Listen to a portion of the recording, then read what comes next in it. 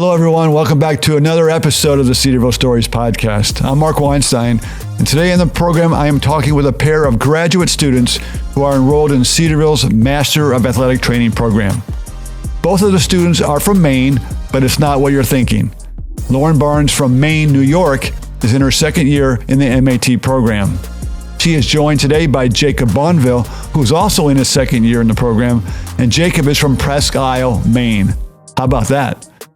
This summer, both Jacob and Lauren participated in two high-level internship programs. Lauren was at Penn State University with the football team, while Jacob was connected with the Columbus crew of the Major League Soccer League, and now he's an intern with the University of Dayton football program. So let me welcome Lauren and Jacob to this week's Cedarville Stories Podcast. So since you both are technically from Maine, albeit two different states, I'm interested in knowing how you learned about Cedarville University. How did you hear about us, Jacob? So my sister went to Cedarville for nursing, I think in 2012. So I had been out a couple times to visit. Okay. And right when I had graduated, they were starting the master's program. So Master of Athletic Training. Yes, Masters of Athletic Training. Okay. So I was like, I had been here, I'd seen it, and they just added the program. So I'm like, this is it. Okay. So if we hadn't added the MAT, would you still have come? Probably not, because I knew I wanted to do athletic training. Right. So I would have probably had to look somewhere else. Yeah. Glad you stayed. Glad you saw it, and glad we have it. Glad you're here. How about you, Lauren? Well, it kind of goes back to my parents, actually. My dad's a pastor, so he interned back in 2000 at Grace Baptist in town. Okay. So I had always had, connections with Cedarville and some people I still knew back here. And my youth group kind of supported Cedarville. And then I went to Word of Life Bible Institute after high school. Okay. And for 1 year? Just 1 year. Okay. And then after that, I knew I wanted to pursue something, probably athletic training, but also with a Cedarville, a Christian mindset. Right. So Cedarville was high on my list. Okay. Mm-hmm. So you've both been here, 4 years going? This is your fifth year, right? Mm-hmm. So of all the years you've been here, all the experience, what are some of your favorite memories from your time as a student? How about you, Lauren? Well, I'd have to say, the MAT is definitely a highlight. Sure. I never thought I'd go to grad school. Because going into athletic training, the MAT is a recent thing. It is. Within the last few years. So I just thought, this will be a little bit simpler, 4 years and be done with school and can go right into the work field. But when the Masters of Athletic Training program came out, I knew that I had to get a master's in order to be an athletic trainer, but I loved athletic training so much that it was totally worth it. Okay, and the program's been good? Absolutely, yeah. I think one of the highlights of the program is definitely the professors and the staff that you get to build relationships with. Right. And how they pour into you and mentor you and push you to be better, not just tell you what you need to want to hear, but what you need to hear. So Lauren has talked about her favorite part's been the program itself, but there's a lot of opportunities to have fun here. What about you, Jacob? What are some of your highlights? Growing up, being here at Brock, we had a lot of fun experiences. You guys have a reputation. We do have a reputation, but definitely late nights, just hanging out with the guys in my hall, or even my wife, girlfriend. In the first 4 years. You're married now? Yes, I'm married now. Spending time with her and her friends even was nice. So just late nights in the hall with the guys and goofing around or talking about, what we're learning or what we're struggling with. Sure. Those were definitely fun. Difficult sometimes when you're trying to balance school and other things going on, but definitely added to the experience of just outside of school and what we have to accomplish. So this is an important year in your college life. It's your final year. You're going to graduate in May with a bachelor's degree and a master's degree from Cedarville University. So knowing that graduation is coming soon, May won't be that far from now, does that offer you or bring you a level of fear because you don't know what's next, or excitement because maybe you do know what's next, or a combination of both? I know for me, it's a combination. It's easy to be fearful because you don't know. You don't know what you're going to be doing, what sport you're going to be doing, if you're going to like that sport, or if you're going to be in a city or whatnot where you want to be. But there's also that level of excitement because, God's in control, and whatever does happen, he's going to be, leading you along. So it's kind of a mix for me, at least. What sport do you want to be in? Either soccer or basketball, hopefully. Okay. Hopefully at the Division I level, okay, at least eventually. It's basketball. At least you're inside during the winter months, right? True, yeah. That's good. That's smart. How about you, Lauren? I'm looking towards like more football, hockey, any of those high contact sports. I've really enjoyed working. Back in January, I did a immersive with a minor league hockey team back in New York. I really enjoyed that. But I mean, graduation, it definitely brings some nervousness because you don't absolutely know what's next. Just because we did a higher level sport doesn't mean that we have everything figured out at all. So, and there's still things up in the air. But even though you haven't figured everything out, though, you have moved down a path that's really going to help you, right? Absolutely, yeah. And this experience was like something that could really help us find jobs and give us something really good on a resume to help us excel. So that part, I think, gives us some more confidence in finding jobs because we know that we have the experience and we're ready to take on whatever it is, even if it's challenging. And I think that's something that I've had to be okay with is like not being worried about going into a job that's going to be hard, but being okay with that because that's what's going to make us a better athletic trainer. Right. Because being at that level, you do see how hard it is and how much it takes of you. So that can be pretty intense and worrisome. But I mean, if you know that you're following the Lord and that you're in his plan and his will, then I mean, you can be at peace about that. Great insight there. I know she can detest this, but every sport we work or do an immersive at is completely different. Why? Soccer is completely different injuries, completely different management compared to football, where there's a lot of emergency care and acute instances. So being at different opportunities or new experiences, such as finding a job, can be overwhelming because it's like, oh, I have to learn a whole new system. Right. But at the same time, like she said, you learn so much about the sport and about management and about even yourself, just in how you want to treat athletes and how you want to care, that while it is nerve-wracking, it is also like exciting because you get to learn all of that. So being an athletic trainer for football requires a different mindset than being an athletic trainer for soccer or cross country. Is that true? And if it is true, what goes into that? What do you need to do either one? I mean, I don't think that it changes the way that you like look at athletes or how you take care of them, if that makes sense. Like you still provide the same type of care and you treat them all the same, but it definitely, you have different things that you need to prioritize and focus on. So at an indoor sport where there's only 20 guys, there's more time, and I think you have the ability to pour into guys more and like give them longer treatment sessions or things like that. But at a school like Penn State where the roster is 126 guys and you have 30 guys in the training room at once, you do have to kind of be able to be really good at multitasking and managing those situations. So it's you can give that individualized care, but a lot of times it is like triage, like, all right, how can we give the best care to everyone, but as efficiently as possible? So when you just said that about 30 players in the training room at one time, kind of makes me think like you're working in an athletic setting in an emergency room, right? Yeah, feels like that sometimes. Because you're on the road.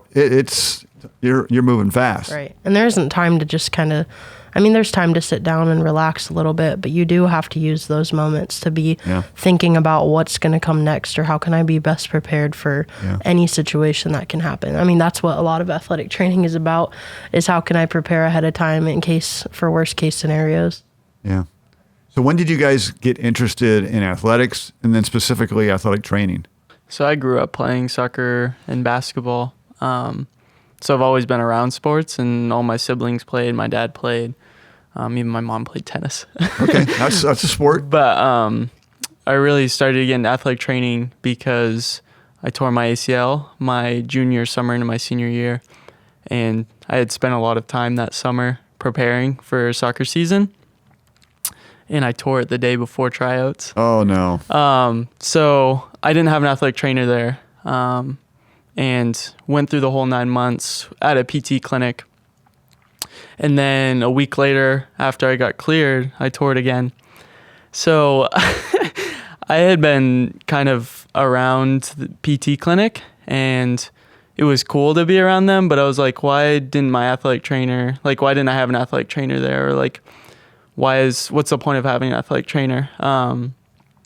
And I kind of just fell in love with the medical side of it, but also wanted to help people that I knew kind of had experienced what I had, because I knew I could relate and care for them well, because I know what they're feeling and I know what's hard that comes with it. So, Sure. So let's look down the road.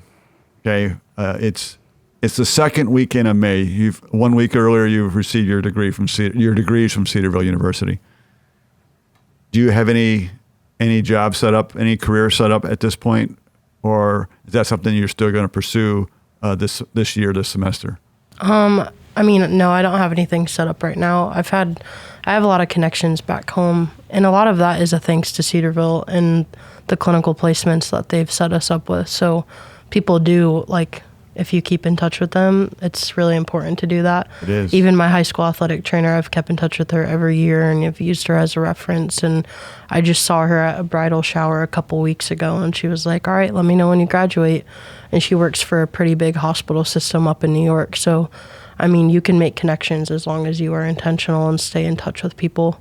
But yeah, I don't know. I'm still looking at options, and I'm still excited for what's to come this year. So this semester, I'll be at Beaver Creek High School. Oh, good. And then in the spring, I'm looking at Dayton women's basketball, and I'm really excited for that. I think that'll be something new and something different, but kind of at that higher level, but a different sport, like we said, which is really good and will challenge you. So yeah, hoping that those will also give me some more clarity, because I haven't done a sport that I haven't not liked. So that has been really helpful, because I know a lot of people have been like, yep, I don't want to do a high school. Yep, I don't want to be in the clinic. And I haven't felt that way about any of them. So that leaves a lot of options open for me. So where would you like to be? I think either football or hockey, but at level wise, is that what you're Either asking? One, yeah.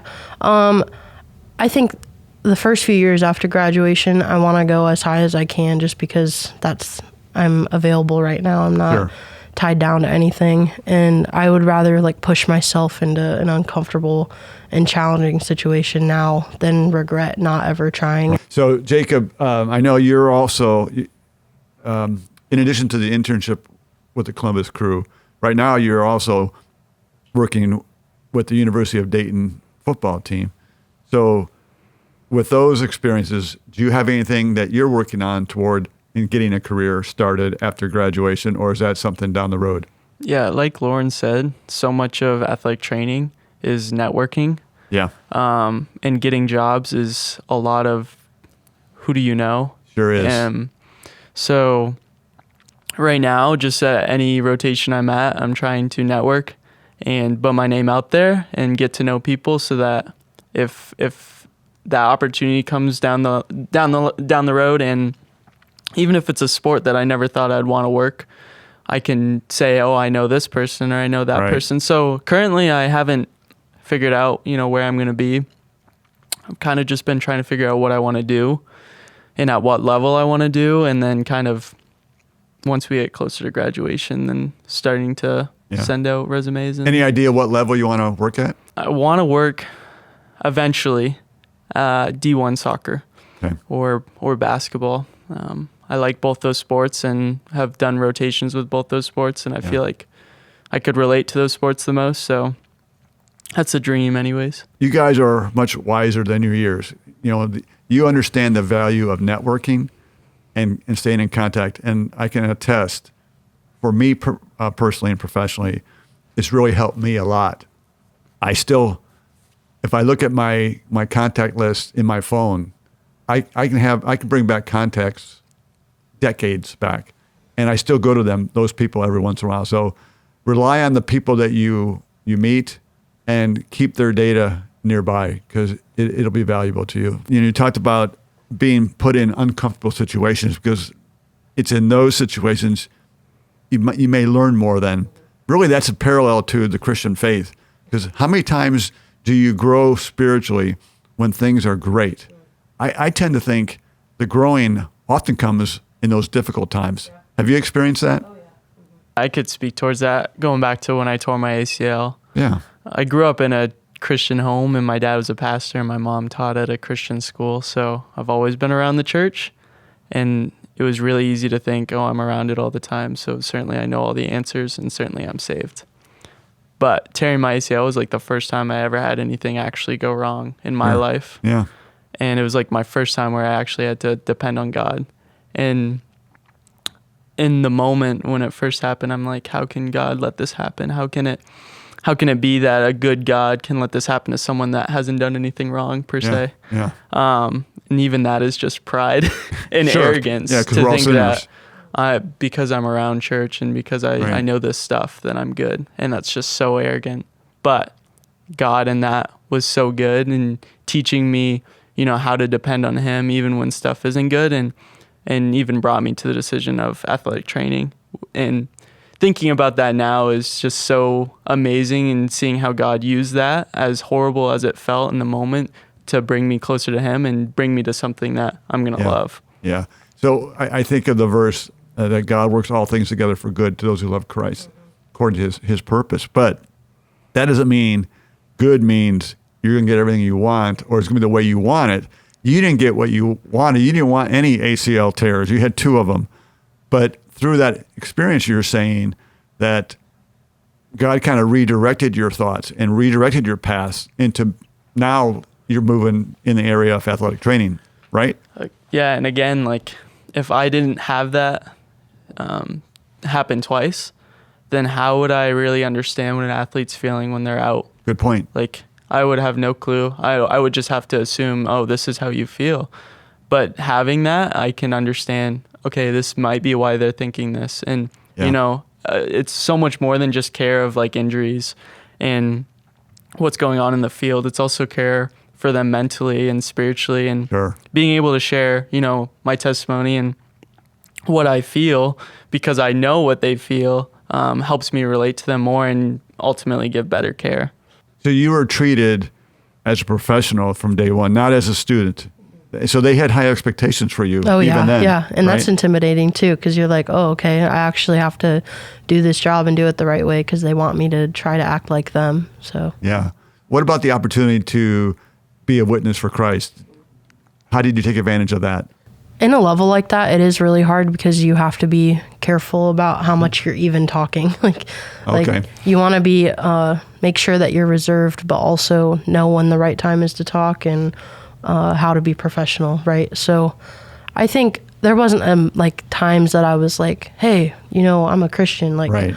But there were definitely conversations that came up with the guys, or if I was just doing rehab with them.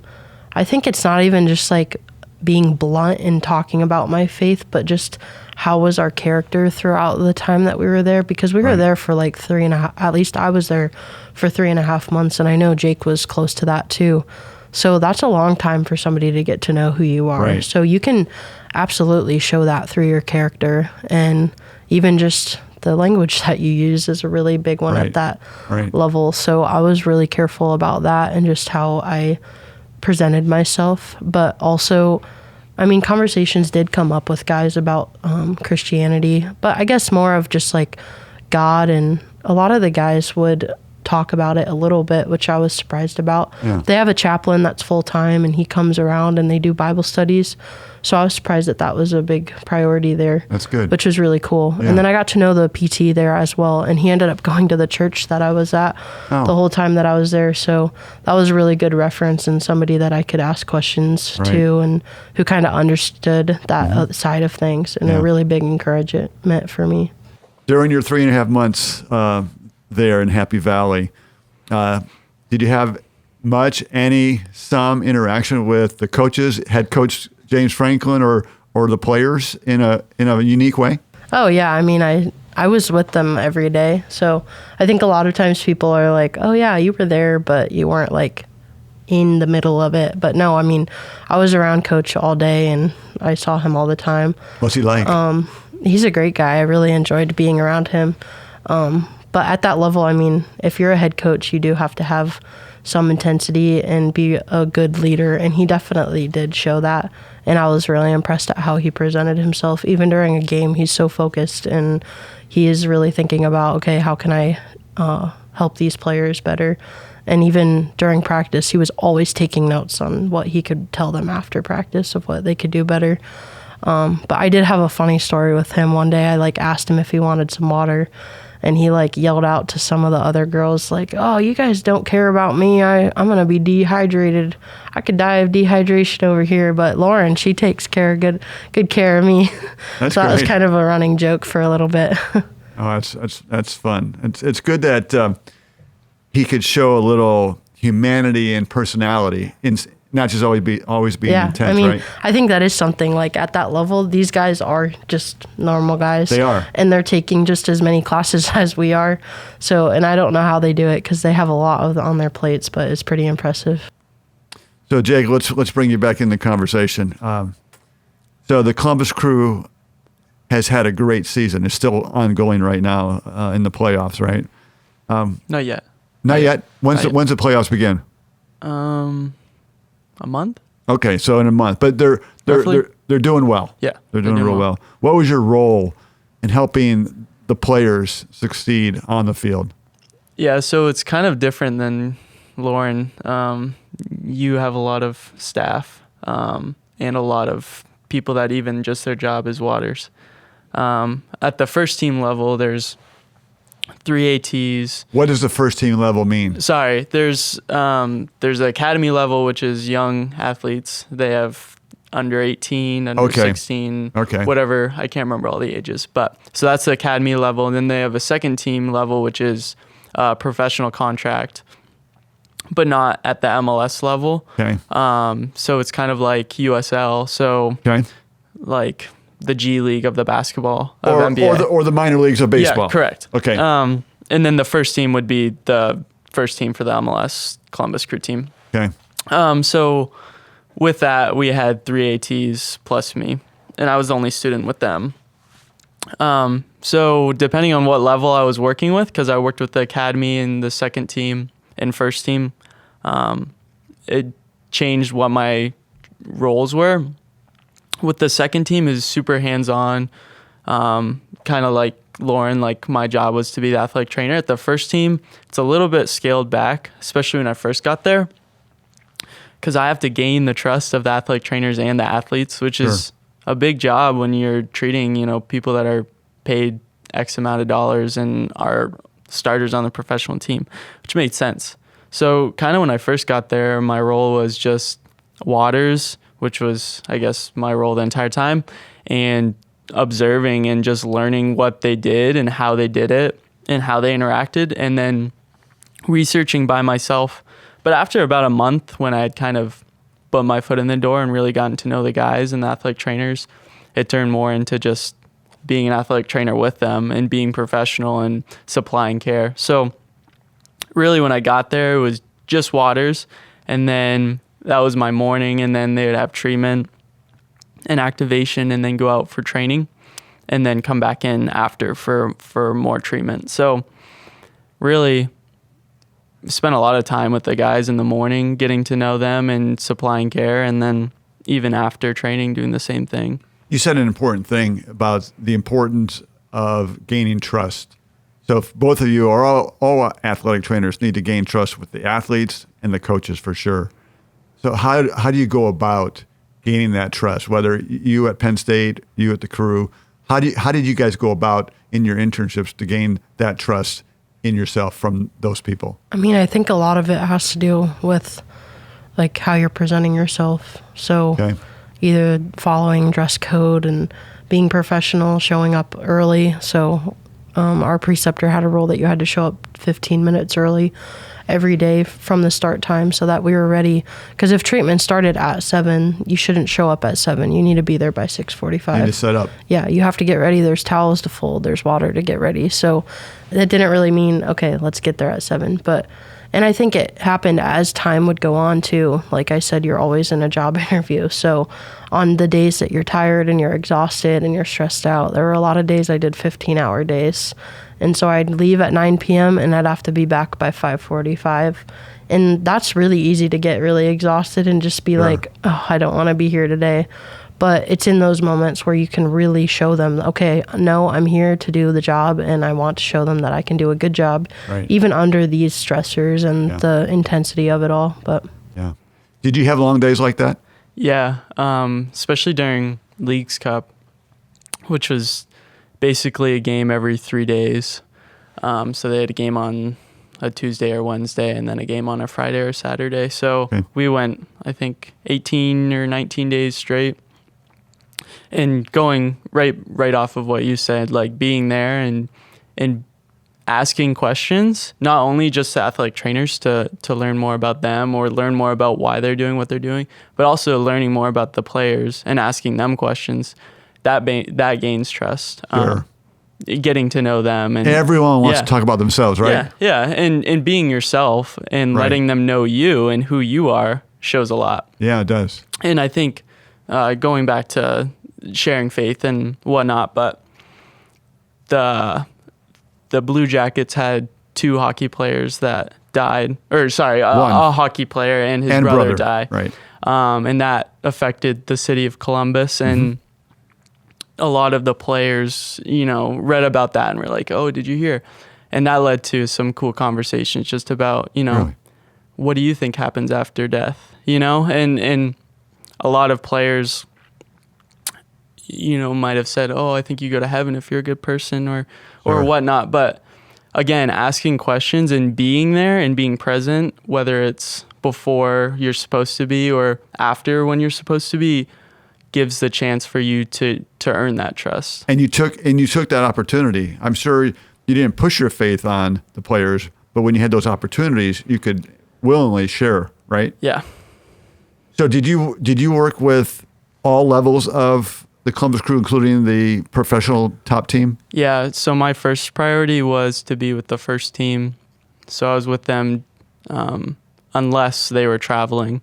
Okay. But when they were traveling, because I didn't travel to away games, if they were traveling, then I would go down and work Crew 2 games on Sundays or go in for training for the academy or Crew 2 level. Okay. When you look back at your clinical experiences, Penn State and Columbus Crew, what are some key lessons, key takeaways from your experiences that really made this a special time for you and benefited you? How about you, Jacob? One of the biggest ones was when they won the Leagues Cup. That was really special for the team and a lot of fun. And not only was it cool to see athletes come up to me and say, thank you for all you've done, or I appreciate you, but also like to see how happy the guys were to feel like, oh, I'm a part of this and I helped this. That's cool. And I think something that was kind of funny, but cool, and another way to share my faith was obviously there's a lot of drinking after, and to not be a part of that was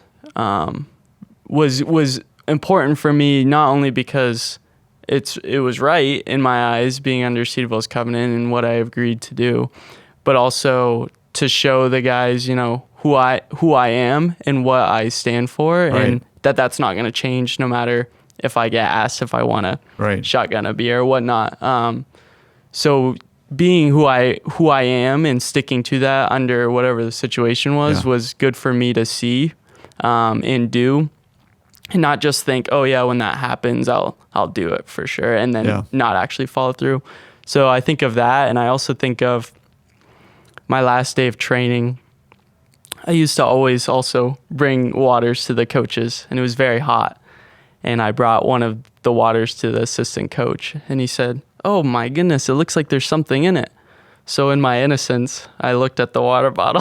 He squirted it all over my face. And I mean, it's funny because it's just pure innocence. Like, I just wanted to help, and he made sure that I wouldn't be dumb again. But in that, I learned, I care for the guys, and I want to see them do well. Even the coaches, like, I want to make sure that they're cared for. So even in that innocence, like I learned, I want to do this and I want to care for them no matter if I look like an idiot after. I mean, that was kind of them accepting you too. Yeah, that's exactly right. They were accepting you. You were part of the team. Yeah. And that'd be huge to know that happened. I don't think you look foolish at all, but it is kind of funny. How about you, Lauren? I'd say some of my favorite moments or growing was traveling with the team. That was something different. I haven't done a clinical where I've gotten to travel with them. So we traveled to West Virginia University for our first game, and that was really neat and something completely different I've never done before. Oh, wow. So just a lot of preparing, and I mean, we were preparing stuff weeks ahead of time, and we send a 18-wheeler down there with all of our equipment ready to unload, and we got to set it up. You're part of that too? You have to unload equipment? We're preparing everything, and then at halftime, we load everything up again, and at the end of the game, we load everything up. So it was just, you got to be on top of it the entire game, and that game had a 2.5-hour rain delay, so that was also pretty crazy. Is that the only game that you've worked? No. So, and then I was able to be there for their first home game at Beaver Stadium. Against who? They played Bowling Green, so that was pretty cool. There were like 103,000 fans, I think. Right. And I thought West Virginia's game was awesome, but no, there's nothing like Beaver Stadium when you're running out of that tunnel. That was pretty cool. So, and my parents were able to come down for that. They gave me free tickets for them, so they were on the 50-yard line, like 20 rows up, right above me. So that was pretty cool to share that experience with them. Yeah, and that game specifically, we do a lot of taping and preparing for the guys. So the guys come in and get taped and whatnot, but it is sometimes common. The guys have their favorite athletic trainers, or they have an athletic trainer that they want to tape them. Your time at Cedarville is coming to an end. You've had a great experience. How would you say your education has benefited you professionally, personally, and spiritually? Columbus Crew's awesome. It was so cool. I got to work on World Cup players that were playing for the Olympics, obviously first team players, second team players, academy. But like Lauren just said, all of them are I would treat them the same way I would treat anyone at a high school. Yeah. And I think through our education, we learn that, one player isn't better than the other necessarily just because they have a bigger name, but we should supply the same love and care and attention that we would give to anyone. And again, I think that goes to our faith, like we should love even the people that we don't want to treat, that are maybe a little bit more difficult to treat due to their attitude. And not show partiality. Yeah, for sure. So I think just time at Cedarville has taught me a lot of just wanting to love and care, even if I don't know what they think or if they like me.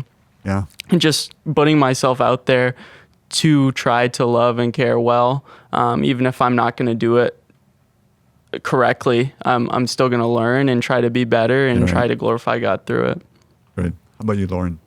I think it goes back to even undergrad. So, in the effort that you show in those classes. So, and they might not be specifically geared towards athletic training, but I mean, just prioritizing how you study and the people that you hang out with. Those things are definitely going to shape and affect you in the long run. So making sure that you are working hard. And I mean, if you really are doing everything for the glory of the Lord, then it shouldn't change how you work in undergrad compared to in the master's. So I think it's easy to think, oh, I'll just kind of get by now until I get into the master's, then I'll get real serious. But I think being intentional in all aspects of it, and pouring into the people around you, but also using them as resources. Yeah. But I think that is a big, important step of that. That's great. Our time is up, and I just want to thank you for spending the last several minutes with me to talk about your experiences, your education, your faith. For those watching the podcast and are interested in athletic training, I encourage you to visit Cedarville's website, cedarville.edu, and see what you can learn. This is a great place to get a quality education from a biblical worldview. And again, cedarville.edu. Guys, thanks for joining me this week on the podcast. I look forward to following your careers. And we would just like to say a thank you to you and Penn State, Columbus Crew, and all the Cedarville professors and staff. And even our classmates. Yeah, definitely. Yeah, supportive. Yeah, I mean, they were all at D1 schools. And that's great. Yeah. So it's pretty impressive at what all we were able to accomplish. It really is. Not just us. Yeah, I agree. Yeah. Thank you, though. Yeah, thank you. Thanks for having us. Thank you for listening to the Cedarville Stories Podcast, brought to you by Cedarville University. Be sure to come back next week when we'll share another Cedarville story for God's glory.